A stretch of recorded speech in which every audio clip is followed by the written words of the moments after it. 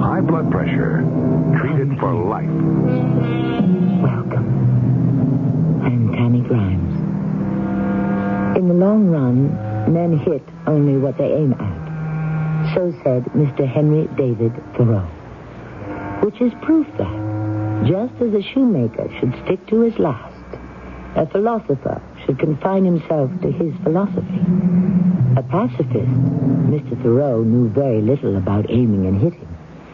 And the fact that many people do hit something, or someone, other than what they aim at, is what gives the police so much trouble, as we are about to discover.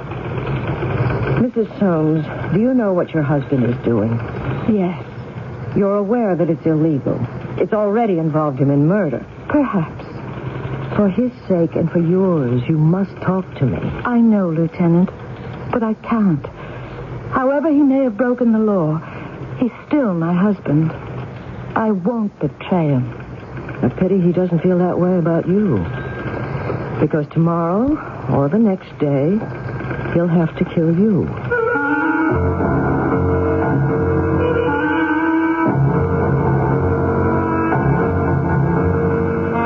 Our mystery drama, The Blue Sedan, was written especially for the Mystery Theater by Sam Dan and stars Kim Hunter. I'll be back shortly with Act One.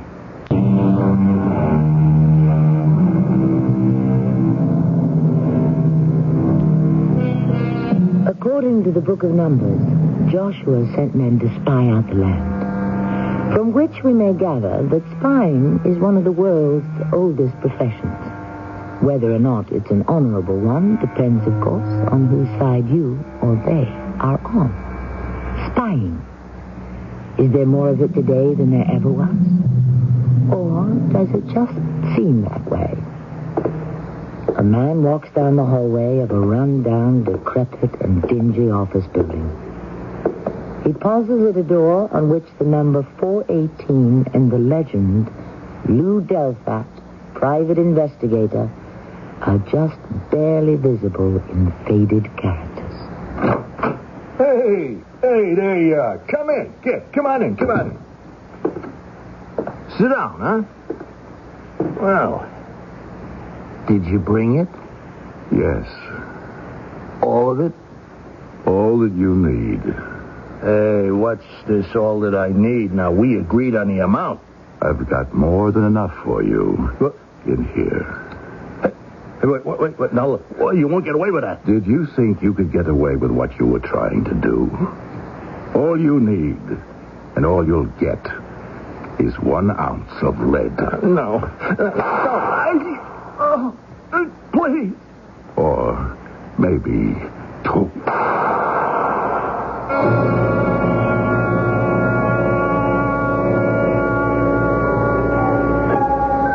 My name is Lucille Miller. I'm a lieutenant in the Homicide Division. At 9 p.m. on the 17th, my boss, Inspector Treadwell, sent me to investigate a murder in room 418 in the Crosset Building. Only one word can describe the Crosset Building and its immediate neighborhood. Sleazy. The tenants were mostly more or less dubious people who were engaged in a variety of so-called enterprises. The police routine was already in full swing. The photographers, the fingerprint people, the lab technicians were all there, and so was the corpse. The doctor had just finished the preliminary. He's got 2 bullet holes in his chest. Either one could have done it. How long has he been dead, Doctor? Maybe an hour. The building was deserted. So was the neighborhood. His wife had found the body. He was supposed to take her out to dinner. She'd waited and waited. Finally, she'd come down to the office to get him. I decided she could use the night's rest. The following morning... You're Mrs. Delphat? Well, no, not exactly. You say you're not Mrs. Delphat? Well, it all depends on how you look at it. I mean, we never made it legal. You know, you've been together 5, 6, 7 years, whatever. You know, it becomes legal anyhow. Look, I know I'm talking on and on. It's just because I feel so nervous, you know. I can understand. It was a sudden shock. Oh, no, it wasn't sudden. I mean, I've been expecting it every day since we got together 15 years ago. Why? Well, because he's the type of guy that went around asking for it. He was always getting in somebody's hair, stepping on somebody's toes, breathing down somebody's neck. Let me ask you... He was forever coming up with some shrewd scheme or plan, some brilliant idea, which never did him any good. Who would have a motive to murder him? Motive? You need a motive to swat a fly, to step on a bug? What did you see when you walked into the office? I see him laying on the floor, and his blood.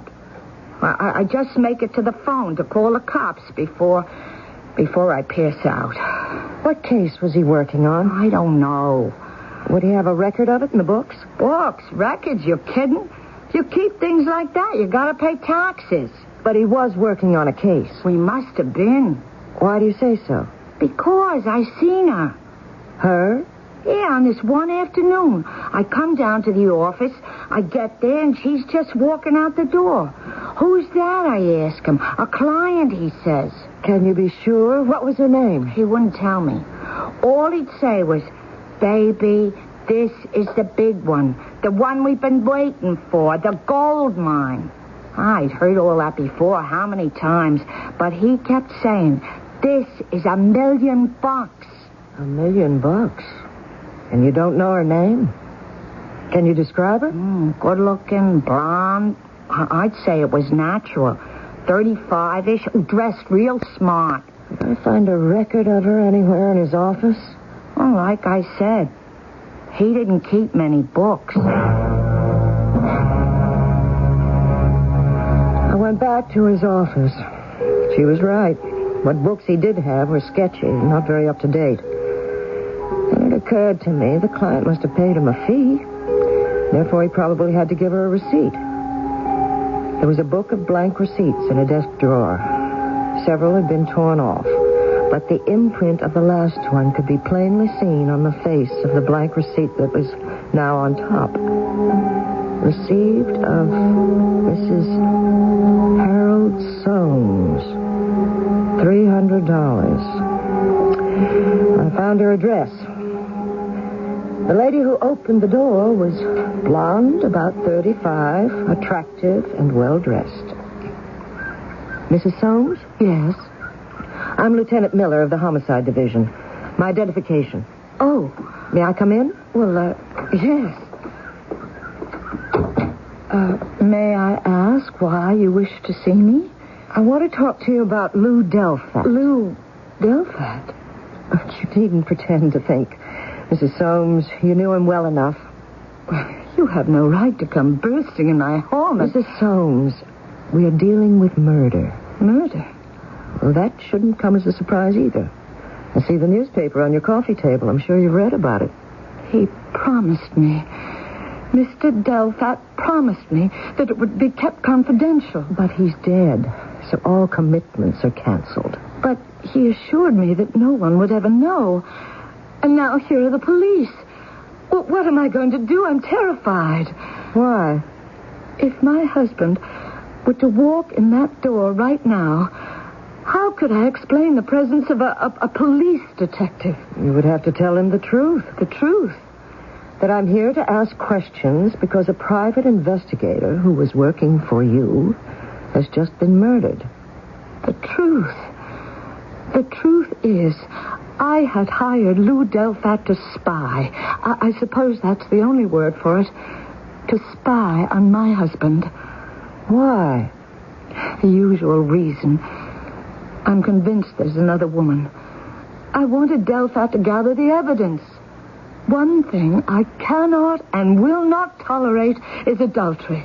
How long had Mr. Delphat been working for you? About 6 weeks. And how much hard evidence had he delivered? Well, yes? He said there was nothing I could do with just little bits and pieces. What else did he say? He said he was gathering it all together in one solid package, and soon I could expect to get the whole ball of wax. And how much money had you paid him?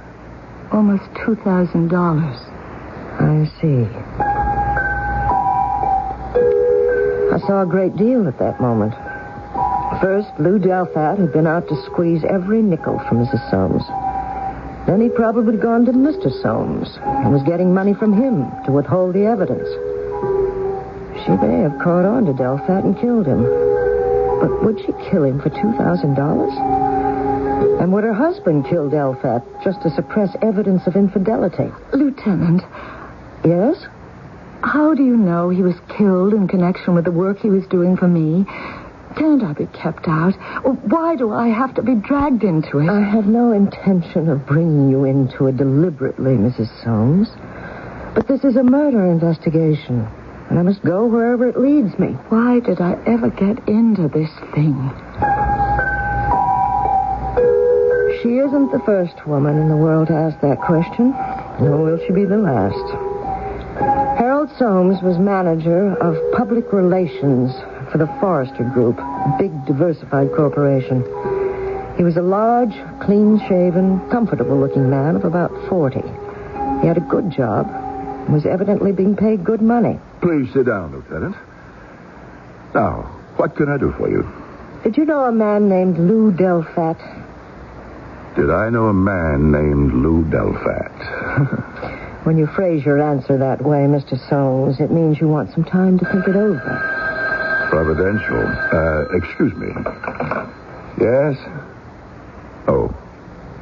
Tell Mr. Kellogg I'll call him back. No, wait. Just put him on. Jack? I'll talk to you later. I'm in a meeting. Yeah, fine. Now, where were we? Have you decided how you intend to answer my question, Mr. Soames? It occurs to me, Lieutenant, that you wouldn't be here unless you had grounds to assume that I had been acquainted with Mr. Delphat. You did know him, then? Lou Delphat. An obscure, hand-to-mouth, tawdry little hustler. Why would I know him? I'll tell you. It seems my wife had hired him to shadow me. How did you find out? If you know anything about Mr. Delphat's character, I'm sure you've already guessed. He told me so, himself. And just exactly what did he tell you? That my wife suspected I was having an affair with another woman. And if I were willing to pay him off, he would stall the whole business. And after a while, he would tell Taya, that's my wife's name, her suspicions were groundless. Well, weren't you at his mercy? Couldn't he continue to blackmail you? Thus you have a motive for the murder. I would. If Delphat could have found any evidence, but that would be impossible. There isn't any. I'm not having an affair with anybody. Therefore you didn't pay him anything? Why should I? And how many times did you see Mr. Delphat? It wasn't necessary for me to see him more than once. After I turned him down, what was there for us to talk about? And you never heard from him again? Never. And you know nothing else about it? Nothing. That one meeting between you, where did it take place? Oh, that was in the park, opposite the carousel. And I couldn't help but think, what an innocent place for such a sinister meeting. And how long ago was this? Oh, between 4 and 5 weeks ago, I would say. Thanks for your time, Mr. Soames. I'm sorry I can't help you, Lieutenant.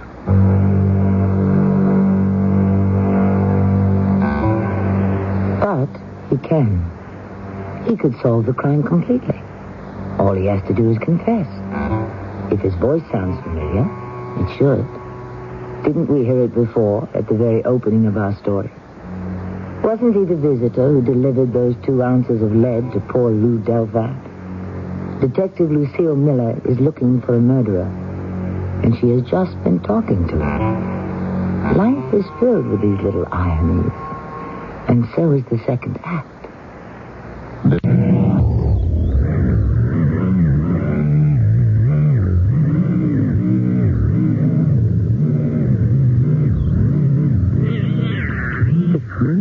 system called crime. Actually, it exists everywhere. It means that among the wounded in time of war or other calamity, those who have the best of chance of recovery are treated first. What it also means is that there are certain others who are going to be left out in the cold. The same principles apply to police work. There are always more crimes than any big city department can handle. And so, choices have to be made by detectives. And since detectives are human beings, there will be considerable use of the intuitive, the subjective, or as it is more commonly known, the gut feeling. What did I have? The murder of a man who had been aptly described as a tawdry little hustler. Anyone could have killed him for any number of reasons. There are no leads, no clues, no motives, no tangible suspects. There's really nowhere to go. Still, he was a human being, and he deserved a little more of a run for his money. But what can I tell you, Lieutenant? Think back, Mrs. Delfat, over something you've already told me. How did you put it? He said he was on to something, the big one. The one we've been waiting for, the gold mine. She was worth $1 million. Oh, that. Why did he say Mrs. Soames was worth $1 million? Could there have been something to it? Well, how would I know?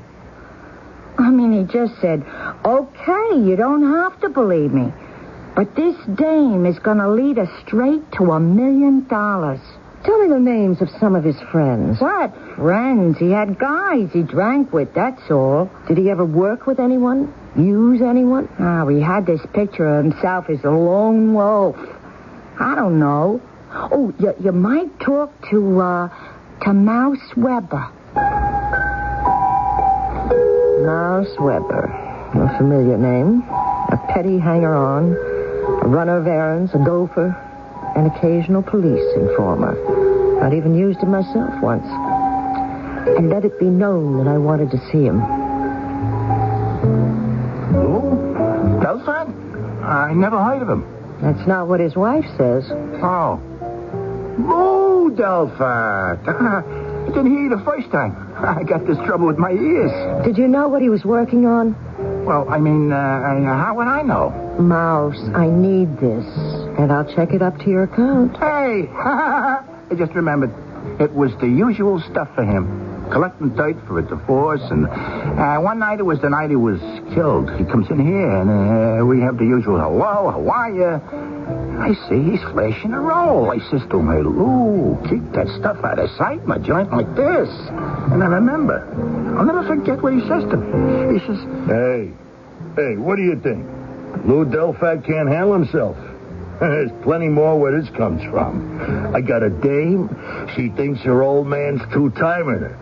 She gives me $200 a week plus expenses to shadow him and collect the evidence. I bet you must be in a hurry to deliver it, too. Oh, sure. Yeah, I got her on a string. And the beauty part is, I got the husband on a string, too. And? That was the end of it. We shot the breeze a while, and then he went over to his office where somebody knocked him off. Who do you think it could have been? And why? Somebody from this joint. Somebody must have seen a roll of bills and followed them out. Did he tell you the name of the man he was tailing? The guy's name is Soames. Harold Soames. And are you carrying on where Lou left off? Hey, what are you talking about, Lieutenant? Have you been following Harold Soames to find out who he's been seeing? So you can get him to pay you to keep your mouth shut? This Soames guy don't have a dame. He goes to some office building or maybe some restaurants where he meets with some other guys. Just men? I have never seen a dame. And that's what he does every night? That's all. I'm telling you, there's nothing there. Which is exactly what Inspector Treadwell said. There's nothing there, Lucille. Lou Delfat was flashing a roll. But it wasn't the money Mrs. Soames paid him because he left that in the house. Where did he get it? He was blackmailing Harold Soames. How? Harold Soames wasn't having an affair. Why should he pay off? Unless he lied to me. And if he did, it's not a criminal offense. It's his own domestic affair. Oh, give me another couple of days on it. You got no place to go, Lucille. Why can't we just assume that some hoodlum killed him for the money? Makes sense, and it should satisfy everybody. It doesn't satisfy me. What can I do for you, Lieutenant? Perhaps I can do something for you, Mrs. Soames. What can you do for me? I can save you some money. How? I'm sure you've been approached by a man named Weber. Weber? Yes. But, it's a confidential matter. I'm sure he's told you that he's an associate of the late Lou Delphat and is willing to continue shadowing your husband. How did you know? Mr. Weber, as did Mr. Delphat before him, is only leading you on. There is no evidence of any infidelity on the part of your husband. Who told you this? Mr. Weber himself. Oh.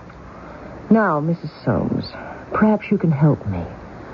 Your husband knows that he's being watched. How do you know? He told me. He told you?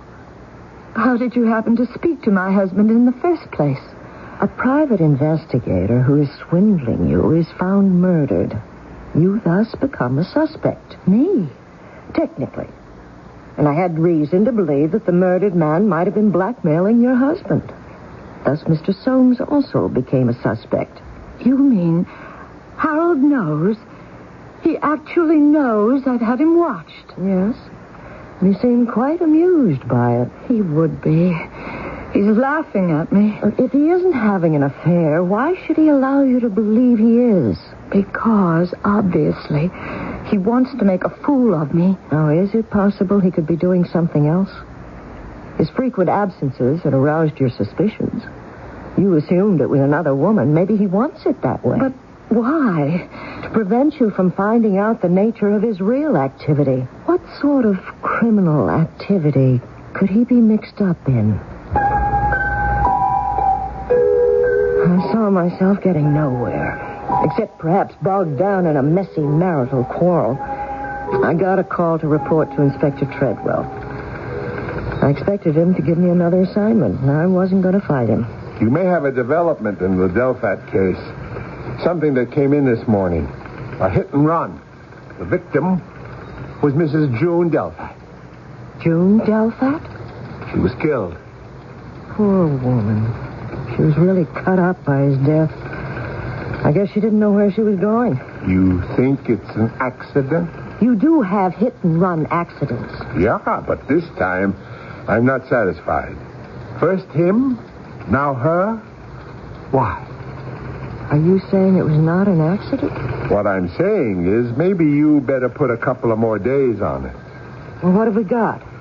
According to eyewitnesses, a big blue sedan. License plate? Nobody could get the number. Looked like an in-state tag. June Delphat. If she was killed deliberately, why? Somebody might have been afraid she knew too much. About what? I'm sure she hadn't been holding out on me. She didn't seem to know anything at all. Why couldn't this be exactly what it looked like? Just an unfortunate hit and run. There I was, back on the case, and trying as usual to make bricks without straw. Hey, Lieutenant, you know you went and ruined it for me with the Soames dame? Be happy you're not in jail, Mouse. You gonna tip off her old man, too? Not for a while. Have you made your pitch to him yet? Who, me? Mouse. Well... Is he coming across? He is. Why? He's not having an affair. You've got nothing on him. Why is he paying you off? I don't know. Maybe he thinks I've got something on him. Yes, but what? If I knew that, I could really make myself a bundle. He goes out almost every night and meets these men. They all gather somewhere. How do they get there? They all come in their cars. Is one of those cars a big blue sedan? A big blue sedan? Yeah, I think so, yeah. Is that the one that belongs to Harold Soames? Nah, he drives a white sports car. Oh. Well, the next time all those folks get together, I want you to find out the license number of the Blue Sedan.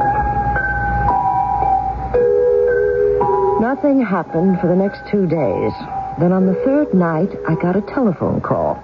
Lieutenant, this is Mouse. Mouse Weber. What's the matter, Mouse? I want you to come and get me. Come and get you? He would have killed me. Who? I don't have time to explain that now. I think I shook them off, but they could have followed me here. Who? Those guys are out to shoot me. Where are you? I'm in a phone booth, corner 9th and Dawson. You stay right there, Mouse. We'll have a squad car pick you up in less than a minute. I'm doing what you told me. Now, I follow Harold Soames to this office building at 6th and Wavecrest, okay? Now, maybe half a dozen other guys pull up in their cars and go into the building. Now, one of them's the Blue Sedan. So I go over and I start writing down a tag number. Suddenly, I hear a shot, a slug, and it whistles past my ear. I see a guy standing there shooting at me. Can you describe him? I didn't look at him long enough. I started to run, and he chases me. I duck into an alley. There's a fence. I managed to get over it. He has trouble. So I lose him. And then I call you. Hey, listen, you got to put me in jail. All right, Mouse, all right. We'll put you away for a while. Thanks. Get me 90 days at Northern Ridge, will you? I got a lot of friends up there. Did you get the plate number of the Blue Sedan? The plate number? Oh, yeah. Yeah, I got it. Right here somewhere. Here. Oh, yeah. U3536. U3536. According to the computer, U3536, a blue Townley sedan, is owned by Jackson Kellogg of Sturtevant Crescent. Jackson Kellogg. Kellogg. Now, why is that name familiar?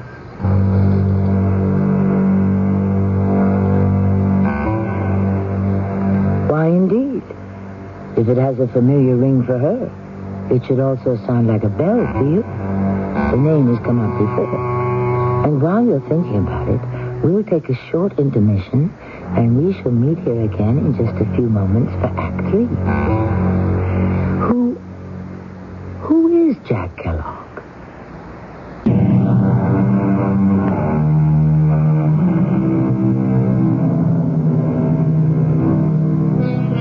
There is something about this particular case that seems to be hazardous to the health of many of the people concerned with it. First, Lou Delfat. Then, his wife. And then, someone tried to shoot poor Mouse Weber. It started out as a simple swindle plus a little bit of modest blackmail, which proves, if proof were ever needed, that you can't really keep these things under control. You mean you know this Jackson Kellogg, Lucille? No, Inspector, but I've heard the name. In connection with what? Where? It was in Harold Soames' office. There's a tie-in between Soames and Kellogg? They know each other. I'd gone to see Soames. I asked him if he knew Lou Delfat. He wasn't quite sure how to field the question, and just then his phone rang, and he said to his secretary, "Tell Mr. Kellogg I'll call him back." Jack Kellogg. Is it the same one? We picked up Mr. Kellogg, and also Mr. Kellogg's blue Townley sedan. Mr. Kellogg was a bachelor, age 51, who was outraged to think that he could be accused of a hit-and-run killing. This is monstrous. I deny it. You have a cracked right headlamp, a dented right fender. Well, what does that prove? There are some threads and cloth fragments that had stuck to the bumper. They came from the dress that June Delfat was wearing. Well, Mr. Kellogg? I refuse to say a word without advice of counsel. He had the right to call a lawyer, and the lawyer got him a hearing before a judge, and bail was set. He was released, pending his trial date. We had him tied in with Harold Soames, but what were these fellows doing? We had a ton of suspicion, but not a single ounce of solid evidence. I'm sorry to bother you again, Mrs. Soames. That's quite all right, Lieutenant. Do you know a Jackson Kellogg? Yes, I know him, I'm sorry to say. Sorry? I think he's responsible for the, what can I call it? The deterioration of my marriage. In what way? A few years ago, he wanted Harold to go into business with him. Computers. Harold would have to put up the money. I have an inheritance from my grandmother. Harold wanted to use it. I turned him down. Why? I never trusted Jack Kellogg. And Harold didn't go into business with him? He did. Where did he get the money? Jack loaned it to him. The company went bankrupt. Did Harold ever pay back Jack Kellogg? I don't know. Certainly not with my money. But that's when the strain started between us. Oh, and how were things before that? We were very much in love. Mrs. Soames, what is your husband up to? I beg your pardon. I don't know what the problem is, but I can tell you that your husband is in some kind of serious trouble. He's keeping dangerous company. Dangerous? You know it's dangerous. I'm sure you've discovered the truth by this time. Have you confronted him with it? I don't know what you're talking about. You could be in danger yourself if someone, and I don't know who that someone is, has any reason to believe that you know too much. Mrs. Soames, you're not helping your husband by keeping silent. I can't tell you anything. You mean you won't? I can't. Well, just think about what I've said. And consider that only the police can help you now. They were up to something. Soames and Kellogg and Company. But what? I decided to see if I could shake Kellogg up a bit. Why do you want to see me, Lieutenant? I thought we might be able to help each other, Mr. Kellogg. Yes? In what way? You could help me solve several homicides, and I could get you off as lightly as possible. Did you say homicides? Lieutenant, I'm only being accused of leaving the scene of an accident. Look, we can't communicate unless we agree on basic definitions. You say you left the scene of an accident. I say you left the scene of a homicide that you yourself committed. You can't prove that. I notice you didn't deny it. How can I dignify such a vicious lie with a denial? Let me tell you a little story.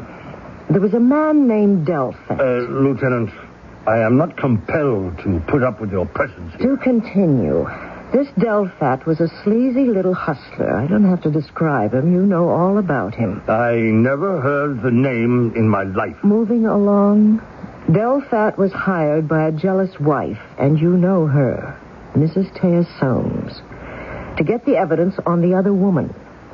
She thought her husband was having an affair. Well, Delphat quickly discovered that Harold Soames was not involved with a woman, but with something far more serious. Here was a blackmail opportunity beyond Delphat's most extravagant dreams of avarice. And he just blundered into it. So you tell me, what is it? What is what? Let's go through the heavies. Drugs, smuggling, espionage. Oh, how would I know? You're part of it, Mr. Kellogg. It seems to me you're doing a great deal of theorizing and guessing. But I'm right. And it wasn't enough to get rid of Delphat. There was the possibility that he might have talked to his wife. So to be on the safe side, you arranged to kill her also. And then we have Mouse Weber. You are mentioning all of these names. I never heard of these people. Mouse approaches Harold Soames. The same business. Blackmail. Mouse, of course, thinks it's simple adultery. Soames stalls Mouse until you folks decide what to do about it. I don't know who tried to shoot Mouse. I'm sure Soames killed Lou Delphat, and you ran down Delphat's wife. You can't prove anything. Perhaps not. But I can destroy you, Mr. Kellogg. Oh? How? You're part of an organization. You must be. Oh, really? Truly. We'll keep you under constant surveillance. You won't find anything. Yes, but your organization will be unable to use you. They won't dare take a chance, because you're obviously under suspicion. How long can you last under those conditions? I find this a most amusing story, Lieutenant. But a serious one. In your type of activity, no one is as vulnerable as the person who is no longer useful. Well, I thought we'd have this little exploratory discussion. I'll leave my card, just in case you begin to worry and decide to call me. He began to worry sooner than I thought. That night, I'd just gone home when the telephone rang. Hello? Lieutenant Miller. Yes? This is Jackson Kellogg. Yes, Mr. Kellogg. I wonder if you and I, unofficially, of course, off the record, might have another exploratory discussion. I'm available. This would have to be conducted with a great deal of discretion. Of course. Now, it couldn't be at my home, nor at police headquarters. I understand. There is a rest area just past exit 57 on the interstate in northbound. Yes, I know it. Now, I can be there in an hour. Oh, incidentally, I wasn't driving my car that day. It was Harold Soames. I called Inspector Treadwell. The rule in our department is that nobody goes anywhere without a backup. Inspector Treadwell picked me up, and we headed for the meeting place. It was a very bright night with a full moon. Just up ahead was the big blue sedan. Inspector, I'd better talk to him alone. The sight of another cop might be too much for him. Mr. Kellogg? I'm here, Mr. Kellogg. Inspector Treadwell. Look.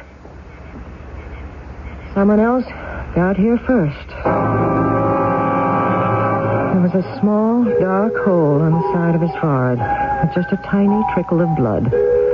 His hands were gripping the steering wheel. He was staring straight ahead. It was hard to believe he was dead. And then suddenly, he slumped forward. And there could be no doubt. It had to be Soames.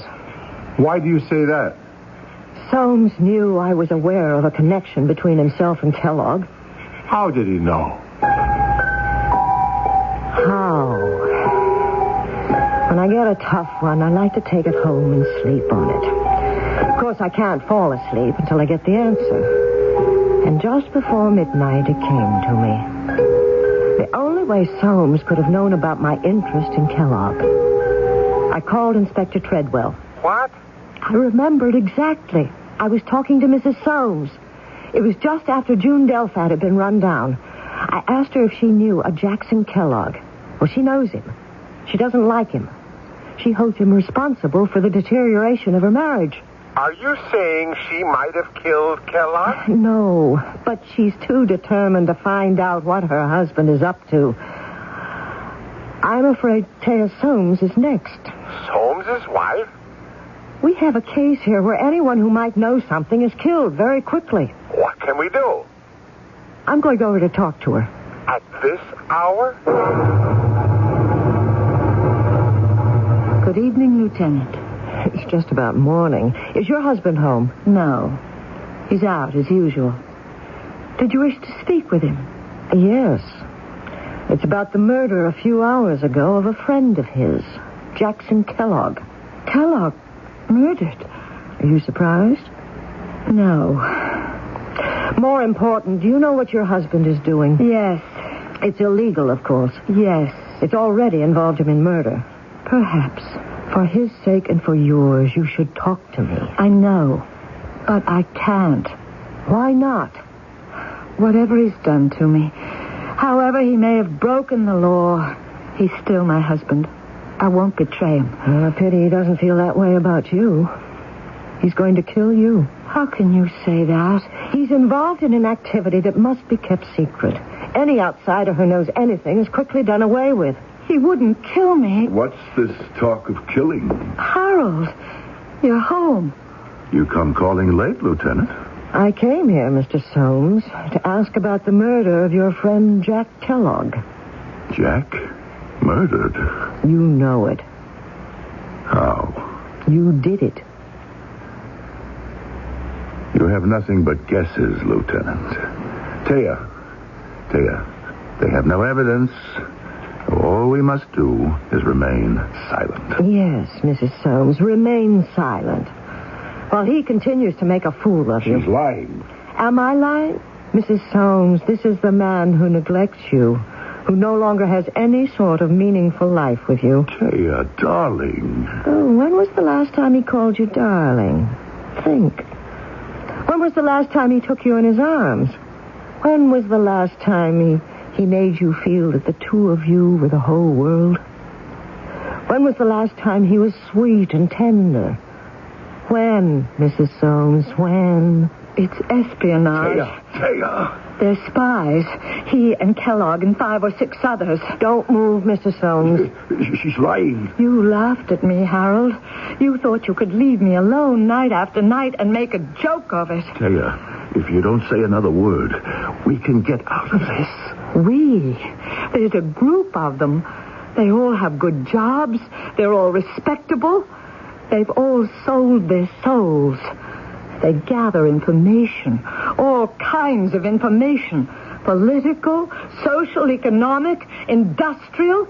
They evaluate it and write it up and send it out to... For heaven's sake. I needed the money. You always had plenty, and you wouldn't let go of 15 cents. I got into debt. I owed Kellogg $50,000. He said he could show me a quick way to make a fortune. That's how I got into it. But what did you need the money for? We had enough to live on. Maybe you and I have different ideas on how to live. What had begun for him as merely an attempt to make some money had acquired great importance. He became a key member of the organization. Actually, the hitman and executioner. Why do people do these things? I don't know. I'm a cop, not a psychiatrist. I only know we broke up an espionage ring just because a jealous wife hired a greedy private detective who tried in vain to work both sides of the street.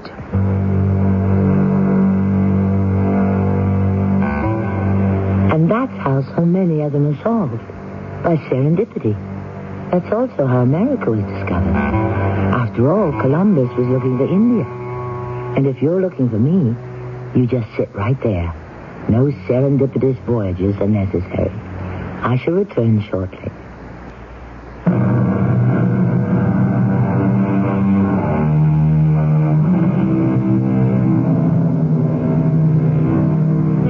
Our story is called The Blue Sedan because it once again emphasizes the values of what we were talking about before. Serendipity. No matter how carefully the police may search and deduce and analyze clues, the fact is our case was broken by a chance onlooker who happened to witness a hit-and-run occurrence and remark on the fact